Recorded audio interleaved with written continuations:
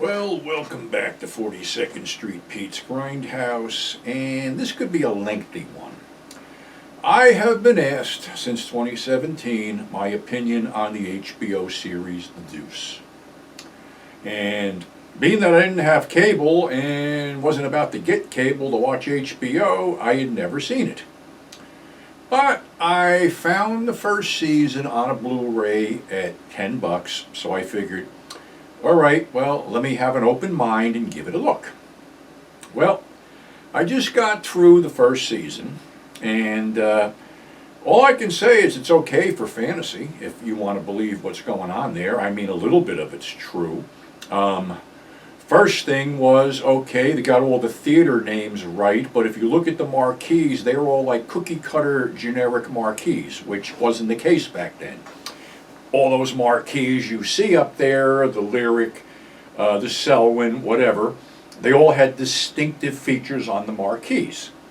So that's kind of fucked up.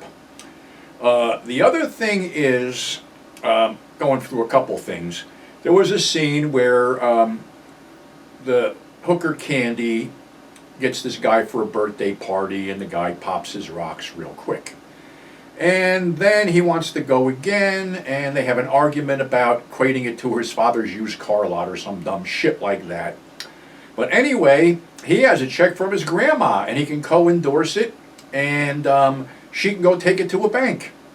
And she does it, which would have never, ever fucking happened. And the reason I know that was because, okay, I started going over there in the mid-'60s, and my first thing for going over there was underage drinking. My second thing was sex. Yes, I was a horny teenager and a horny adult at the same time. So, yes, I did frequent massage parlors, prostitutes, and other fucking weird shit. So, in that aspect, I sort of know what I'm talking about. And just those other weird things that happened during the whole thing.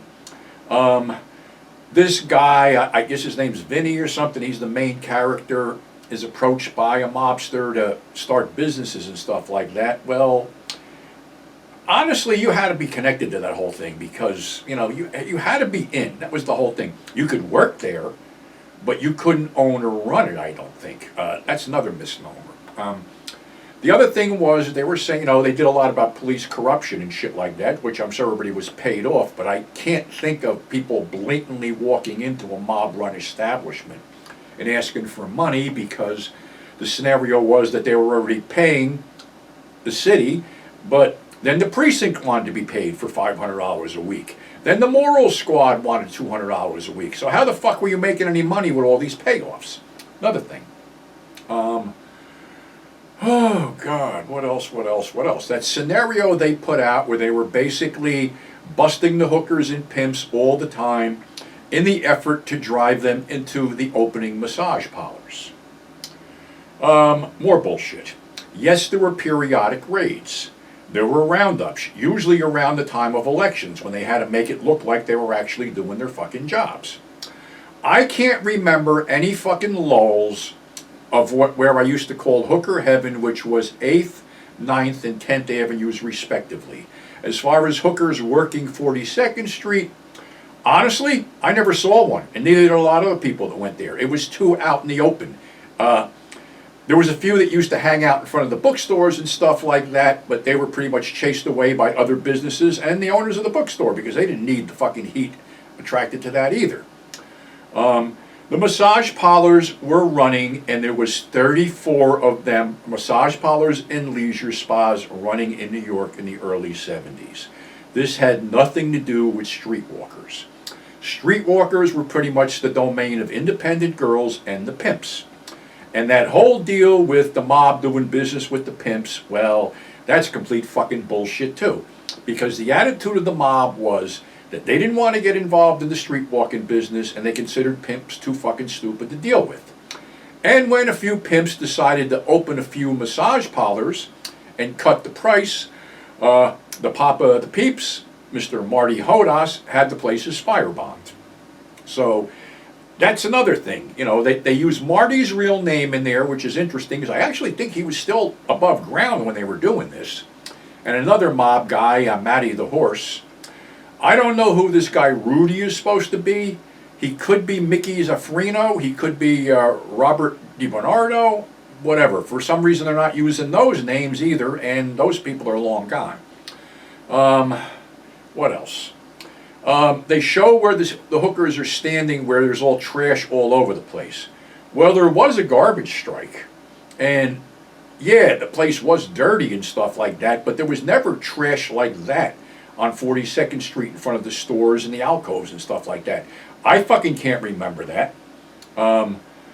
It's just very strange, and yeah, hookers did get killed, people did get stabbed, shit fucking happened. Hookers were an easy mark, especially if you were a streetwalker.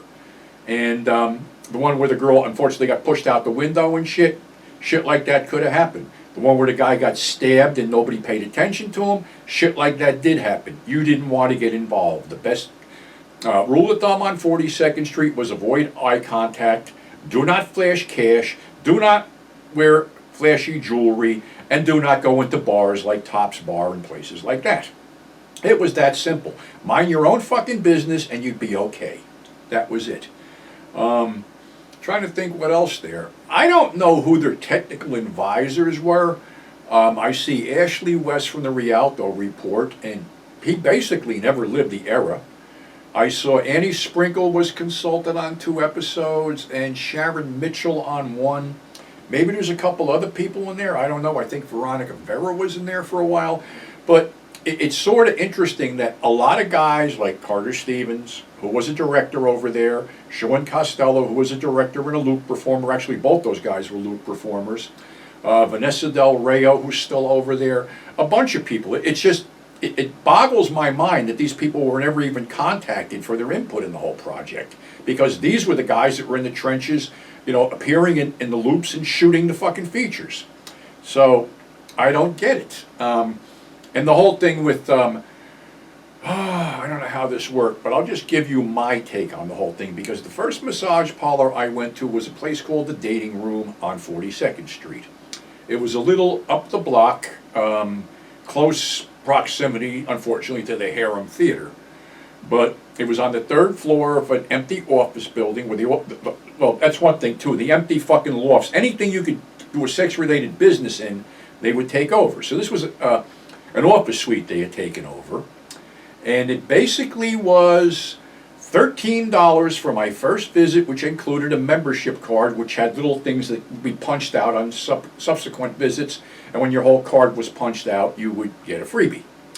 Unfortunately, it didn't last that long for me to get a freebie. I went in, I picked this big-titted biker chick, and she asked me how much I was willing to tip her. I didn't know about the whole tippers. Well, here's maybe this is a hooker with a heart of gold story. She knew I came over on the bus. She knew I was a young guy, and she said, "How much money do you need to get home?" I said, $3. Which leaves you with what? I said, I got $8. Well, basically, she gave me a blowjob for $8. Now, I did feel bad about the whole situation, and at that time I was working for Chago, a place that imported sweaters. So I said I would be back in 2 days with a couple sweaters for her. Well, she blew it off, but part of my job at that point was the mail run, which brought me into New York City, and I'd always drive up 42nd Street. So I glommed 2 extra large sweaters, hid them in my stuff that was going over to the office, made a double park on 42nd Street, ran up, talked to the guy, the bouncer who I started getting friendly with, Leon, and gave Sonny, the chick, the sweaters. And that was the last time I ever saw her. So yeah, I patronized these places, and that's how it worked. What I think basically the girls didn't get paid to be there. It was whatever they hustled, and the mob kept the admission charge. I think that's the way it worked. I mean, I bounced around with a couple other ones, and there's tons of hooker stories in my book, Whole Bag of Crazy, which you can get on 42ndstreetpete.net, along with Two Fisted Tales of Times Square, Gunfighters of the Drunken Master, and the first 2 issues of Grindhouse Resurrection. So if you want to really read some good hooker stories, they're definitely in Whole Bag of Crazy. So, I don't know, you know, like I said, the Deuce to me is like a candy-coated fantasy world. The massage parlors that they showed, those lovely fucking places, they weren't like that. They were beat down, run down places because the mob didn't want to spend any fucking money. You know that. I know that. The upscale leisure spas were $100 houses, basically. That's what they were. And when you see that, the one scene where they basically were putting something together like that, those were the $100 houses. And those were not really located in Times Square, at least a couple of them weren't. They were more on the Upper East Side or Lower East Side, places like that. They were scattered. These places, like I say, around, in the early 70s, there was over 3 dozen of them operating, which flies in the face of the logic that the show gives. But, it was interesting, the whole deal, pimps running girls and stuff like that. I saw that. I'm not a fucking pimp fan at all. I hate the bastards. But be that as it may, that was a part of the perverse tapestry that made up New York in the 70s. Am I going to check out the second season? Maybe. Like I said, I'm just seeing a lot of stuff here that, basically is untrue, but like I said, there was a ton of people that could have been contacted for their input and they just weren't, so they're flying by the seat of their pants. It's entertaining, I'll give it that, but as far as painting a true picture, well, maybe I'll pick up the next 2 seasons and see. I don't know, but that's our show for today. People had asked me about this, so I figured, what the fuck, I just finished watching it, so I'll talk about it. So that's my take on the Deuce. Be it good or bad, check it out for yourself. But like I said, being that I, was a patron of massage parlors and prostitutes in general, I have a working knowledge base of how a lot of this shit happened. So until next time, stay safe. Thanks for subscribing. Thanks for tuning in, and we will catch you on the flip side.